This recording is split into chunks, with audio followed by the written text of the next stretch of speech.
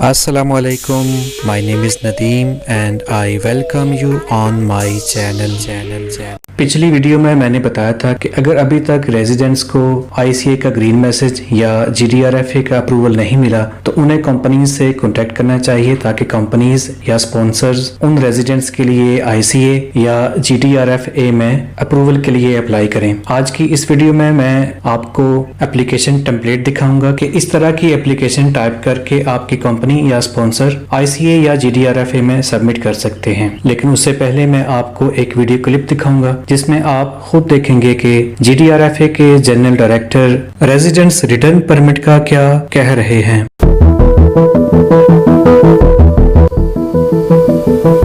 هذا السؤال أنا سئلت فيه كثيرا. عودة جميع المقيمين حقيقة جميع المقيمين مؤهلين للعودة إلى دولة الإمارات العربية المتحدة، ولكن هناك بعض من المقيمين والذين هم مكفولين على شركات ومؤسسات تجارية. متى ما قرر هذا الشخص العودة فيجب أن يكون الشركة أو المؤسسة التجارية تتقدم بطلب عودة لهذا الشخص. العديد من الشركات تقدمت لنا بطلبات وتمت الموافقة عليها وعاد موظفوها للعمل. يتحتم عودة هذا الموظف الشاغر الذي كان يشغره أن بحاجة إليه لعودة العمل في الشركة، وهذا مهم جدا حتى لا يعود هذا الشخص بدون وظيفة يسترزق منها. وإن شاء الله أن سوف تكون العودة قريبة جدا إن شاء الله.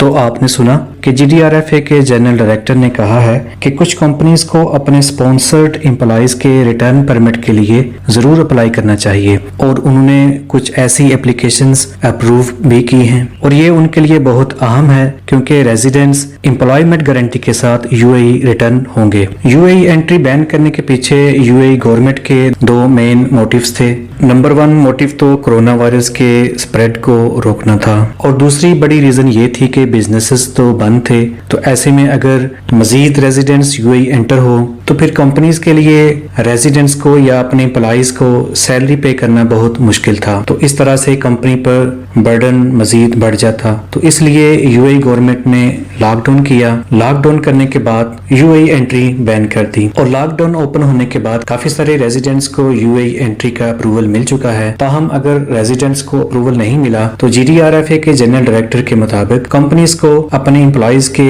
रिटर्न परमिट के लिए अप्लाई करना चाहिए। कंपनीज या स्पॉन्सर्स का अपने एम्प्लॉइज के लिए रिटर्न परमिट के लिए अप्लाई करने का मतलब ये है कि अब वो अपने एम्प्लॉइज की सैलरीज पे करने के काबिल हैं, तो ऐसे में ICA या GDRFA को कोई ऑब्जेक्शन नहीं होगा। तो अब मैं आपको एक एप्लीकेशन टेम्पलेट दिखाता हूँ। लाजमी नहीं कि आप सेम यही एप्लीकेशन ही टाइप करें, आप वर्डिंग्स या स्टेटमेंट्स चेंज कर सकते हैं। ये सिर्फ एक आइडिया गेट करने के लिए है। ये एप्लीकेशन कंपनी के हेड लेटर पर टाइप होनी चाहिए। इसमें सबसे पहले डेट, और अगर ये एप्लीकेशन ICA में सेंड करनी है तो फिर ICA को मुखातिब करना चाहिए, जैसा कि मैंने लिखा है federal authority for identity and citizenship United Arab Emirates. और अगर ये एप्लीकेशन GDRFA के लिए है तो फिर आपने लिखना है general directorate of residency and foreigners affairs Dubai. इसके बाद एप्लीकेशन का subject UAE entry permit request या UAE रिटर्न परमिट रिक्वेस्ट, या सब्जेक्ट ये भी हो सकता है एम्प्लॉय रिटर्न परमिट रिक्वेस्ट। इसके बाद सैल्यूटेशन, इसके बाद बॉडी लेटर में आप पढ़ सकते हैं कि मैंने क्या लिखा है, लेकिन जो मैंने बोल्ड किए हैं ये आपने जरूर चेंज करने हैं, जैसा कि full name as per Emirates ID, और आपको तो पता है कि एमिरेट्स ID में फादर नेम भी साथ लिखा जाता है। एम्प्लॉय की नेशनैलिटी, इसके बाद पासपोर्ट नंबर, ये भी मैंने बोल्ड किया है। उसके बाद जॉब टाइटल और एम्प्लॉय की ज्वाइनिंग डेट, यानी स्टार्ट में बताना है कि